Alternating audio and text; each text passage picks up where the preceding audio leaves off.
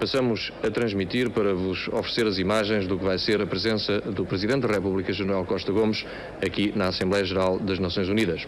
A Assembleia Geral que hoje resolveu abrir uma sessão especial para ouvir o discurso que o Presidente Costa Gomes terá para dizer.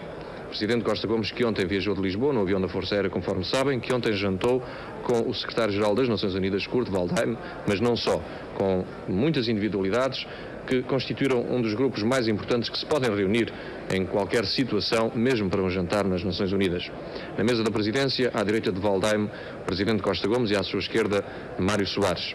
À direita de Costa Gomes, Bouteflika, Presidente da Assembleia Geral das Nações Unidas, e depois para o lado direito, o representante dos Camarões, do Iraque, da Somália e da Grã-Bretanha. À esquerda do Ministro Mário Soares, o Ministro dos Negócios Estrangeiros das Filipinas, Carlos Rómulo, Gurinovich, da Bielorrússia, e de Guirango, da República Francesa. Depois desse jantar, nada mais aconteceu no programa oficial. Espera-se agora que o Presidente da República Portuguesa entre, dentro de momentos, na sala da Assembleia Geral das Nações Unidas. Chegou o Presidente Costa Gomes ao edifício das Nações Unidas cerca das 11h15 da manhã, hora de Nova Iorque. Portanto, 16h15, hora de Lisboa. Foi recebido à entrada do edifício das Nações Unidas por uma guarda de honra dos Serviços de Segurança das Nações Unidas. Entrou no hall, acompanhado por Kurt Waldheim, que o foi buscar ao automóvel. No hall encontravam-se duas bandeiras, a das Nações Unidas e a bandeira portuguesa. Subiu, acompanhado pelo Secretário-Geral das Nações Unidas, até ao gabinete deste, onde se manteve durante alguns minutos em troca de impressões. Teve a oportunidade de fazer uma oferta pessoal a Kurt Waldheim, mas não só. Em nome do povo português, do país que é Portugal, ofereceu também para a Galeria dos Presentes das Nações, às Nações Unidas, aquilo que faltava, que era exatamente a representação portuguesa, uma tapeçaria de Porto Alegre, baseada num cartão do artista Camarinha. Daí, o Presidente Costa Gomes, ainda acompanhado por Kurt Waldheim, terá ido para o gabinete de Bouteflika, Ministro dos Negócios Estrangeiros da Argélia e que preside esta Assembleia Geral das Nações Unidas. E é exatamente desse gabinete que descerão ao segundo andar, onde se encontra a sala das sessões. Nesse segundo andar será a primeira a entrar Bouteflika, que dará início aos trabalhos desta sessão especial para ouvir o discurso do Presidente Costa Gomes, aguardado com bastante expectativa. Expectativa porque os acontecimentos de 28 de setembro terão lançado uma certa confusão nos espíritos menos informados internacionalmente. Expectativa porque se espera que o Presidente Costa Gomes reafirme aqui, perante esta Assembleia Geral, vontade do governo português em continuar o processo de descolonização. Espera-se ainda que ele venha dizer às Nações Unidas qual é a verdadeira situação em Portugal. Estamos em crer, de resto, segundo círculos bem informados, isso irá acontecer.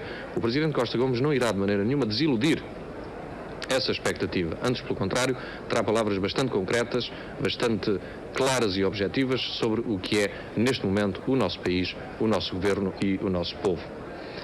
Sabemos ainda, de acordo com o bom ambiente que o nosso país tem atualmente nas Nações Unidas, que o Grupo Africano terá um encontro às 15h30, hora de Nova Iorque, com o Ministro dos Negócios Estrangeiros, Mário Soares, que acompanha o Presidente da República nesta sua viagem.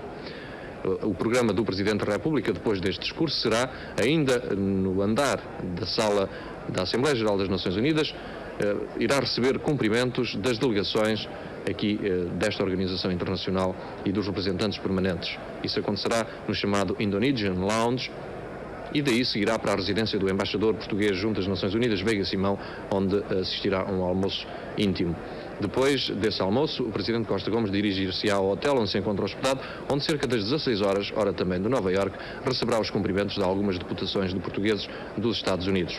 Depois, cerca das 18 horas, viajará para Washington. Washington, onde uma visita que aparentemente, ou pelo menos nos planos iniciais, seria uma visita praticamente particular, se transformou de repente numa visita praticamente oficial. Na verdade, nas últimas horas soubemos que o Presidente Faure, que amanhã se encontra com o Presidente Costa Gomes, resolveu convidar oficialmente o Presidente da República Portuguesa, que assim não estará instalado no hotel, mas sim numa residência oficial do governo americano. Esse encontro terá lugar cerca das 17 horas, hora de Lisboa.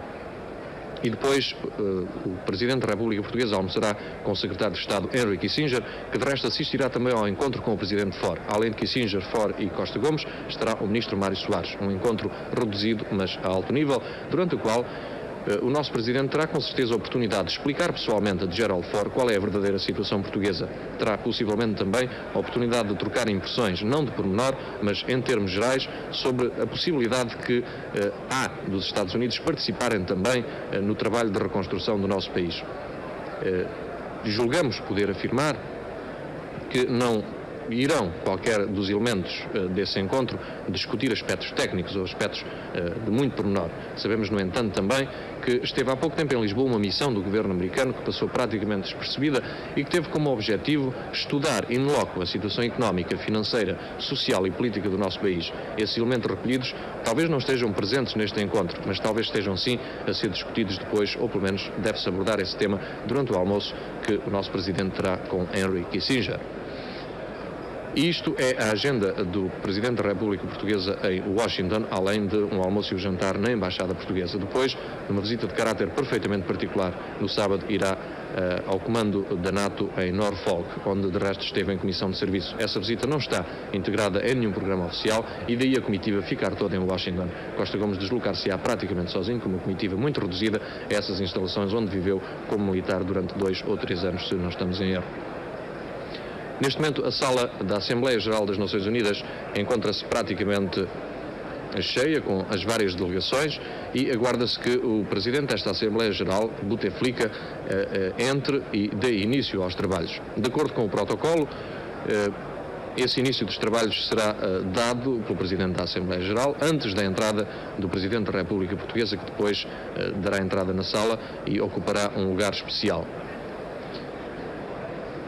Vamos ter com certeza a oportunidade de vos dar algumas imagens, aqui estão elas, da sala das sessões da Assembleia Geral das Nações Unidas.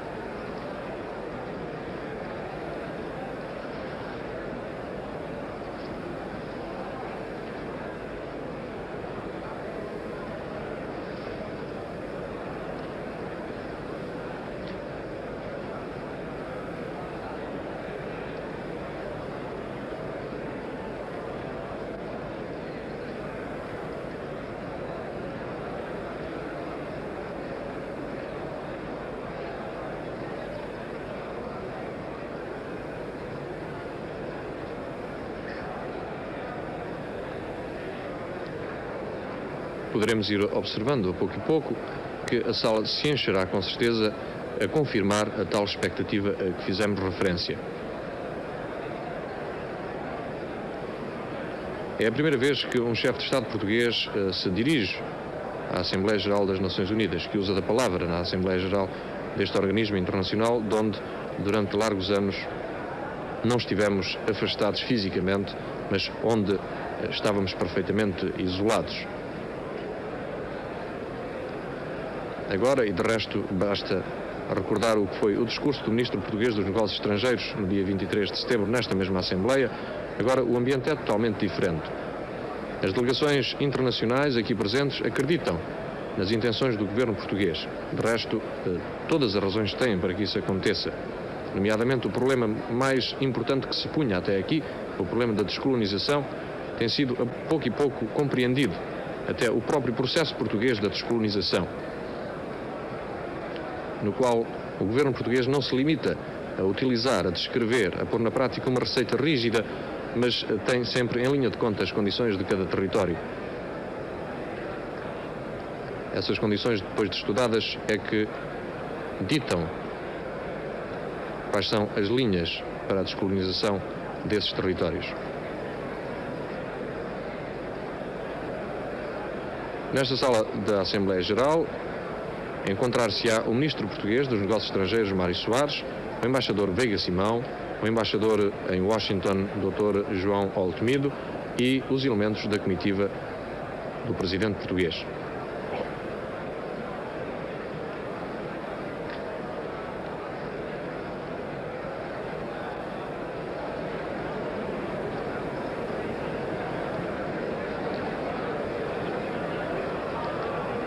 O discurso do Presidente português estava inicialmente previsto para ser proferido às 17 horas, hora de Lisboa, mas tudo leva a crer que o encontro preliminar com Kurt Waldheim, Secretário-Geral das Nações Unidas, e também com o Presidente desta Assembleia Geral, Bouteflika, levou a um atraso que se mantém e que, de resto, até vem a aumentar. Aguarda-se a todo momento a entrada na sala das sessões do Presidente da Assembleia Geral para dar início aos trabalhos.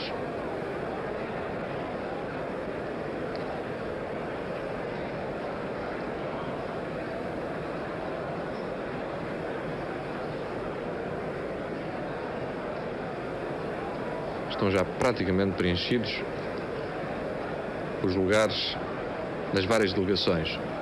E para as pessoas que estejam a ver estas imagens e que encontram cadeiras vazias, não se julgue que essas cadeiras vazias correspondem à ausência da delegação,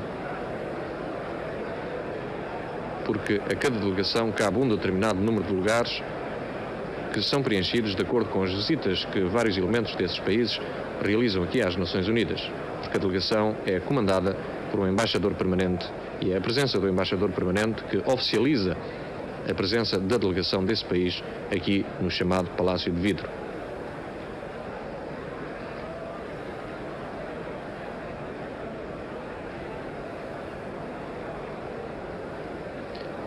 Já se encontra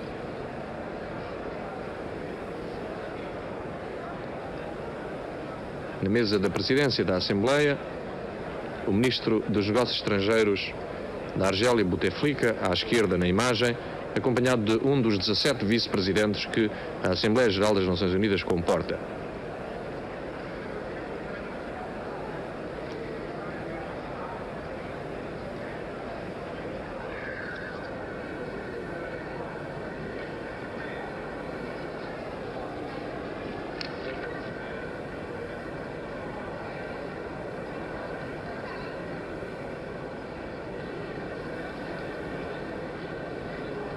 Bouteflika irá agora dar início oficialmente aos trabalhos desta sessão especial da Assembleia Geral das Nações Unidas.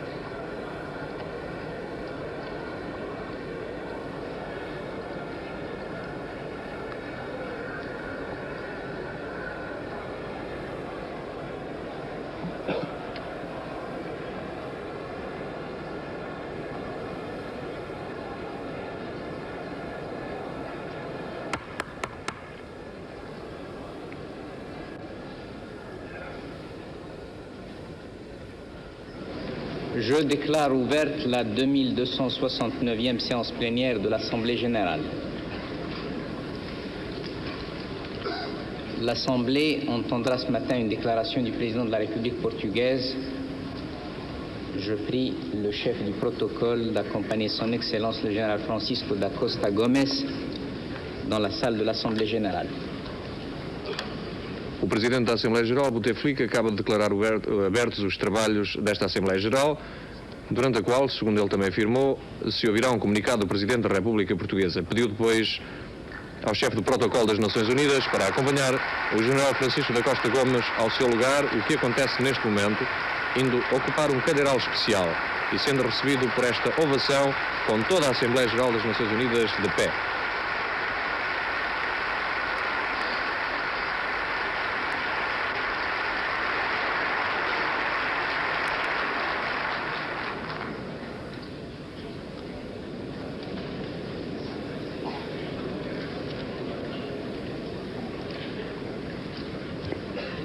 Au nom de l'Assemblée générale, j'ai l'honneur de souhaiter la bienvenue aux Nations Unies à son Excellence le général Francisco da Costa Gomes, Bouteflika dá as boas-vindas ao Presidente português et de l'inviter à s'adresser à l'Assemblée. E convida oficialmente a dirigir-se à Assembleia.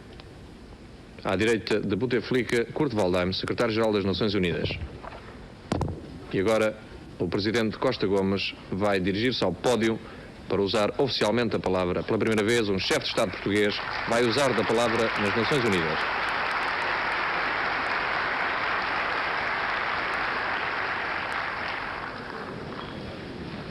Senhor Presidente, em nome do povo português, saúdo fraternalmente todos os povos do mundo, reconhecendo fazê-lo numa indigna Assembleia cuja vocação universalista é o polo de condensação das melhores esperanças dos que amam a justiça e a paz. Saúdo Vossas Excelências, Senhor Presidente, e todos os representantes nesta Assembleia Geral, em que recaem as mais transcendentes responsabilidades da história da humanidade. reconhece o mundo que, com as deficiências próprias das obras humanas, tem esta organização procurado garantir um clima mundial de tolerância, de paz, de segurança e de justiça. Todos os homens de talento e de gênio que nesta organização têm sabido colocar os ideais do bem e da equidade universal acima dos interesses nacionais ou regionais, são marcos na rota ascensional da dignidade humana. Sou o primeiro chefe de Estado de Portugal que tem o privilégio de se dirigir à opinião pública mundial, beneficiando da vantagem de o fazer aqui e perante vossas excelências. O meu país tem uma história longa de mais de 8 séculos e não nos será difícil perdoar a memória do último meio século, orientada por homens que não souberam sintonizar os seus ideais com a alma coletiva do povo a que pertenço. Nas histórias de todos os povos, há relâmpagos de inspiração que lançam as suas forças vivas no caminho mais nobre e mais eficaz, e há golpes de cegueira política que alienam a vontade popular e lançam as pátrias em caminhos obscuros e estéreis. Os espíritos superiores são aqueles que pairam acima dos acontecimentos historicamente fugazes e conseguem a visão global e sintética que crie uma perspectiva crítica e justa da vida de um país. Não sou otimista ao atribuir ao povo português um saldo histórico fecundamente positivo. Contribuímos decisivamente para o conceito planetário que o homem de hoje tem de si próprio. Estivemos com os pioneiros bons, em cuja legislação a abolição da escravatura foi mais uma conquista da ciência jurídica. Demonstramos que a pobreza de recursos não impede o fenómeno fecundo de uma vivência interracial que torna os povos mais irmãos e mais unidos. No grande espaço da expressão portuguesa, 130 milhões de pessoas respondem por esta afirmação. Somos um povo europeu em cuja paisagem e arte se amalgamaram influências de todos os continentes e em cujo sangue há marcas genéticas dos clãs europeus, das tribos do norte ao sul da África, da Ásia e das Américas. Senhor Presidente, sou o chefe de Estado de um país que, depois de humilhado por meio século de ditadura, soube iniciar, na longa noite de 25 de abril, uma revolução sem sangue, que outros classificaram da mais pura do século. Estamos perfeitamente determinados a salvaguardar a pureza dos principais objetivos revolucionários, devolver ao povo português a dignidade perdida, implantando condições de vida mais justas, com instituições democráticas pluralistas, legitimadas na vontade do povo, livremente expressas. Iniciar o processo irreversível e definitivo de descolonização dos territórios sob a administração portuguesa, Não mais admitiremos trocar a liberdade de consciência coletiva por sonhos grandiosos de imperialismo estéril. A nossa revolução, iniciada com o 25 de Abril, apesar de embaraços e dificuldades, continua a demonstrar o alto civismo do povo de Portugal. Aqui deixo um convite aos altos responsáveis políticos desta Assembleia para verificarem em Portugal que o ambiente geral de tranquilo labor e de ordem social não justificam generalizações alarmistas a partir de pequenas perturbações sociais que o governo provisório sempre sanou e ultrapassou. Nestas condições, estou à vontade para afirmar solenemente que o governo português tem intenção e capacidade para cumprir na letra e no espírito a Carta das Nações Unidas e todos os compromissos internacionais, políticos, comerciais ou financeiros a que se encontra vinculado. No plano interno, manteremos um processo democratizante onde, com um mínimo de sofrimento, vamos desintoxicar os espíritos de meio século de propaganda de extrema-direita.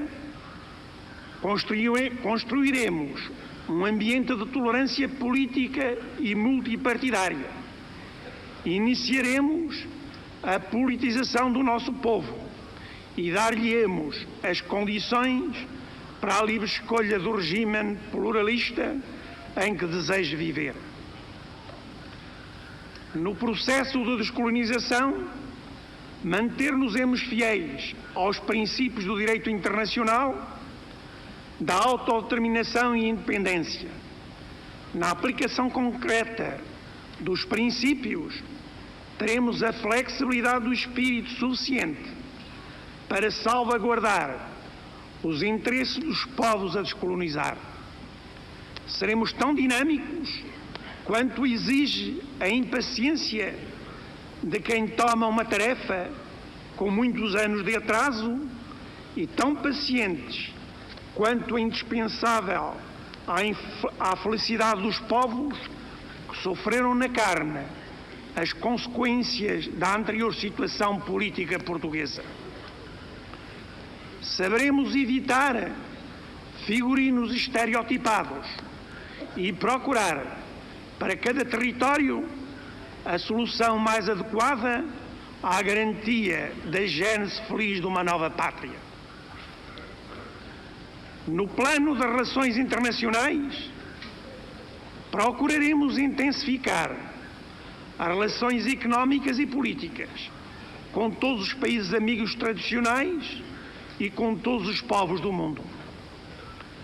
Aproveitaremos as relações históricas com outros povos para desenvolver aceleradamente justas situações de interesse mútuo, incluindo os países existentes de expressão portuguesa, as novas nações irmãs, a informação pelo processo de descolonização em curso e não esquecendo os Estados Árabes e outros cujas raízes históricas se cruzaram com as nossas ao longo dos séculos.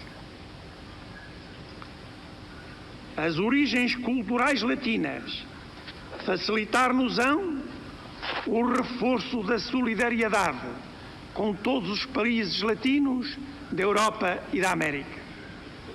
O estádio do nosso desenvolvimento, a nossa situação geográfica, o sentimento e antirracismo congénito do nosso povo são a garantia de uma ligação de fácil entendimento e fraterna entreajuda com todos os povos do terceiro mundo,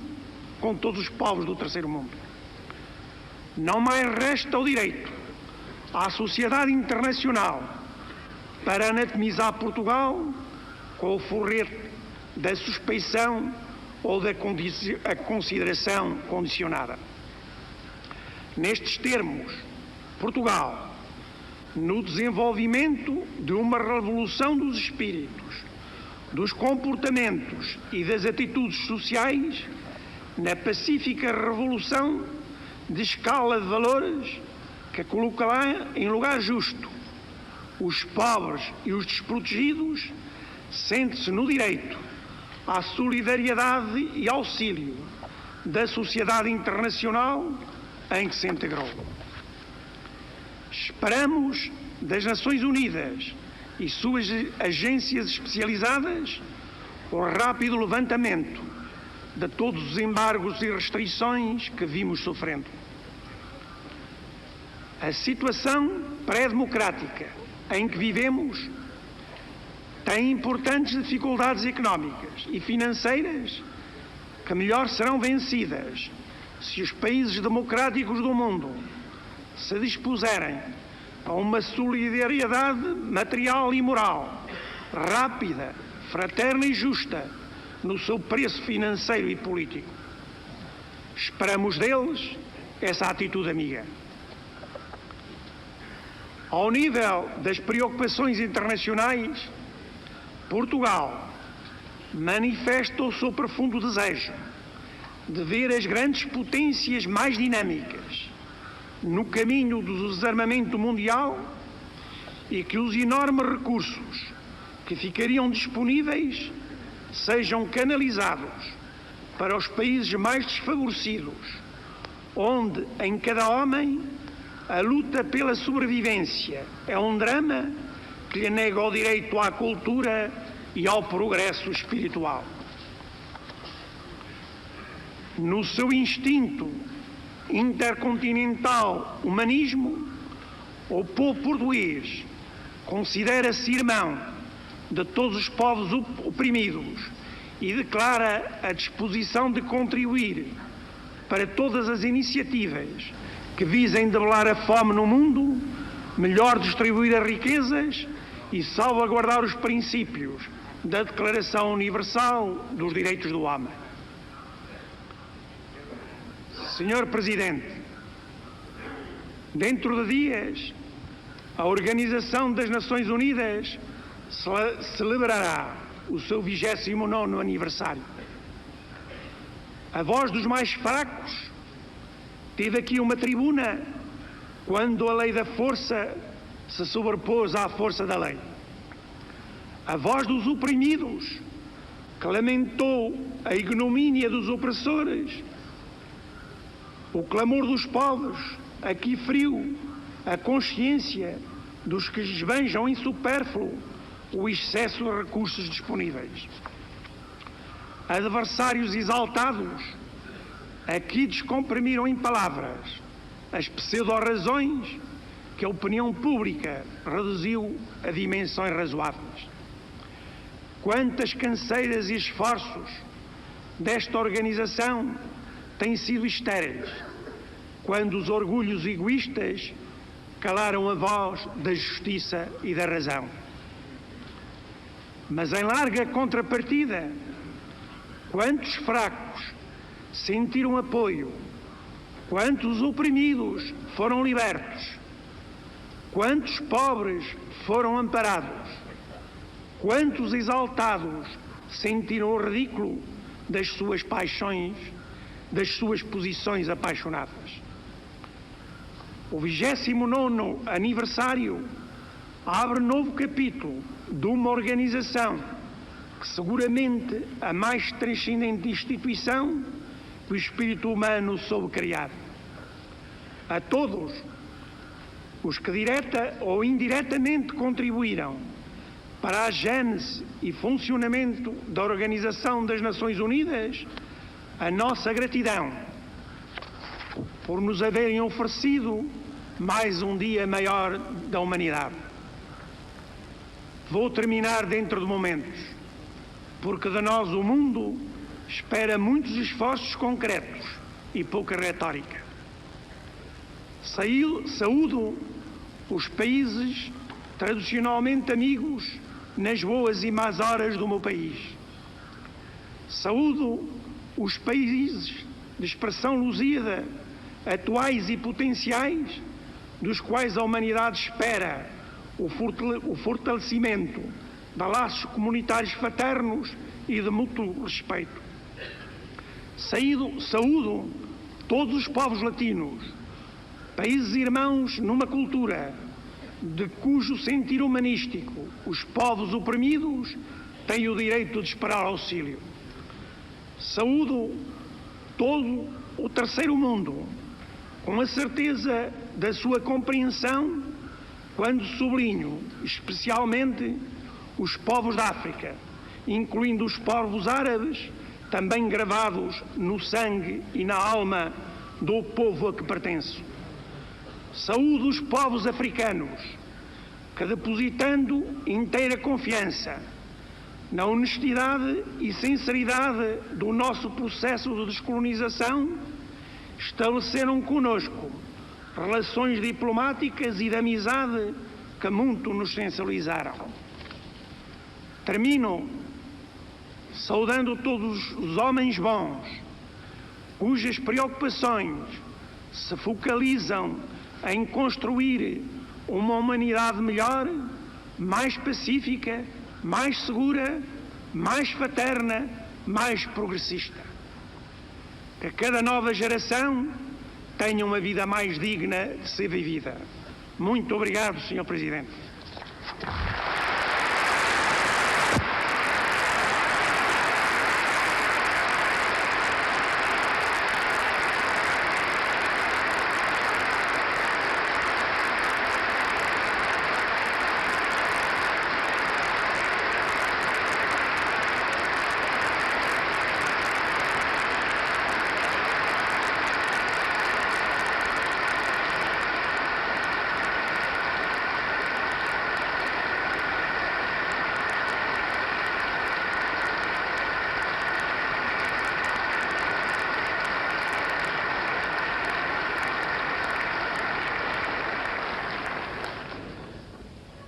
Estas as palavras que o Presidente da República Portuguesa, General Francisco da Costa Gomes, trouxe até esta Assembleia Geral das Nações Unidas.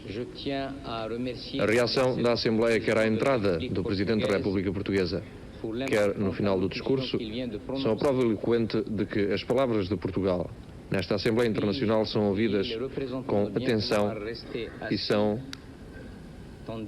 aplaudidas quando elas trazem a sinceridade de um discurso como aquele que acabamos de ouvir. Entretanto, o Presidente da Assembleia Geral, Bouteflika, salienta que as delegações poderão ir cumprimentar o General Costa Gomes, que vai ser acompanhado pelo Secretário-Geral Kurt Waldheim e despedido com a Assembleia Geral toda em pé com uma nova e estrondosa salva de palmas.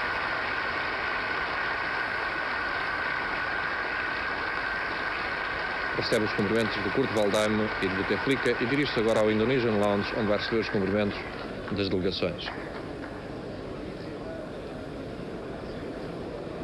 Este discurso, ouvido assim, servirá com certeza como um documento também para nós. E as palavras que acabamos de ouvir passarão a partir deste momento a ser com certeza também analisadas pela imprensa e pelas delegações aqui presentes e pelos respectivos países. Um discurso em que podemos salientar as linhas de força seguintes. Partindo de uma afirmação da consciência que temos de um saldo profundamente positivo na história, como referência especial a 130 milhões de pessoas de expressão portuguesa, como consequência de um fenómeno fecundo de uma vivência interracial que torna os povos mais irmãos e mais unidos.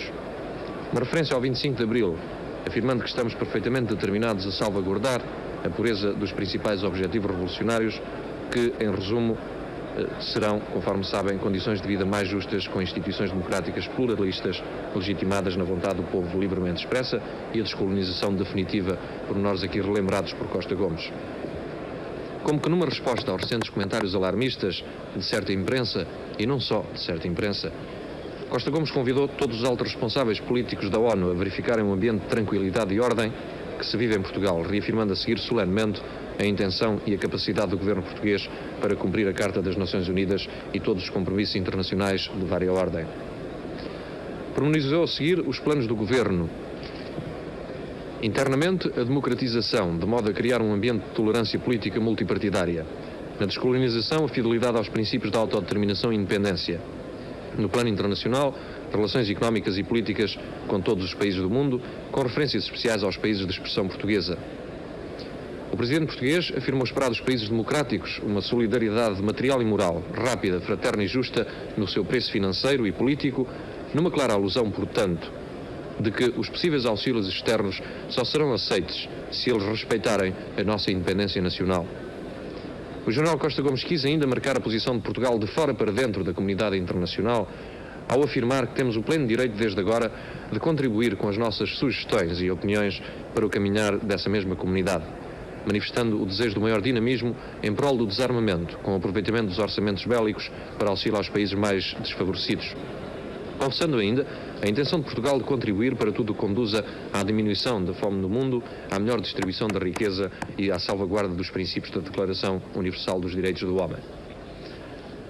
Podemos, portanto, dizer que o discurso do general Costa Gomes, de que salientamos alguns aspectos que nos parecem serem os títulos mais importantes, não terá desiludido as tais expectativas que à volta dele existiam, quer no nosso país, quer a nível internacional. Talvez esperasse, em alguns meios da ONU ou junto dos meios da imprensa internacional, uma referência concreta à Angola. Mas o presidente português preferiu manter a afirmação de que não temos receitas rígidas para a descolonização. Assim, terá que se depreender, quem quiser tirar conclusões, que Angola terá acesso à independência de acordo com a melhor solução para aquele território. E, de resto, os contactos recentes em Kinshasa já levaram ao cessar-fogo. Há que transformar isso no primeiro passo de um processo que levará o tempo necessário para que a verdadeira e melhor solução seja encontrada. Na verdade, este discurso trata-se de um documento cuja objetividade só poderá deixar dúvidas a quem não queira deliberadamente acreditar na irreversibilidade, a nível interno, do processo que nos conduza a uma democracia pluralista e à descolonização total. A nível externo, das ações concretas e respectivos resultados, por uma abertura e desenvolvimento de relações com todos os países do mundo. Isto é, este discurso só poderá deixar dúvidas a quem não queira deliberadamente acreditar no total cumprimento do programa do movimento das Forças Armadas. Poderíamos dizer, ao relembrar as palavras do general Costa Gomes, que se trata de um documento político bem elaborado, mas isso seria minimizar o seu conteúdo em benefício do valor da sua forma. Isto é, trata-se também de um documento político bem elaborado, mas apresentado por quem leal e tranquilamente expõe objetivos confessados desde o dia 25 de abril, reafirmados no dia 28 de setembro e para os quais se continua a trabalhar. Ora, acontece também que esses objetivos só não agradarão a quem possa estar interessado na continuação de dois tipos de colonialismo. Em África, exercido sobre as populações locais e sobre as riquezas locais, e o colonialismo dentro das nossas fronteiras, comandado por interesses estranhos ao progresso do povo português. Mas os interessados nesses dois tipos de exploração também não estariam interessados no movimento do 25 de Abril. Não foi para eles este discurso. O general Costa Gomes acabou de falar para uma Assembleia Internacional onde acabamos de reconquistar o respeito e a admiração. Veio apenas recordar-lhes que Portugal está calmo e que agora respeitamos o próprio respeito pelo homem. Vencedor numa revolução cuja pureza tem sido posta em evidência em todos os setores, o Presidente da República não teceu considerações triunfalistas. Antes, pelo contrário, teve a honestidade de sugerir que necessitamos de apoio moral e económico, mas não a qualquer preço. E é na simplicidade da definição de um processo revolucionário e na humildade do reconhecimento dos problemas que existam que reside a grande virtude desta presença nas Nações Unidas, onde os portugueses puseram de parte quer a demagogia, quer a obstinação. E a importância das palavras que Costa Gomes,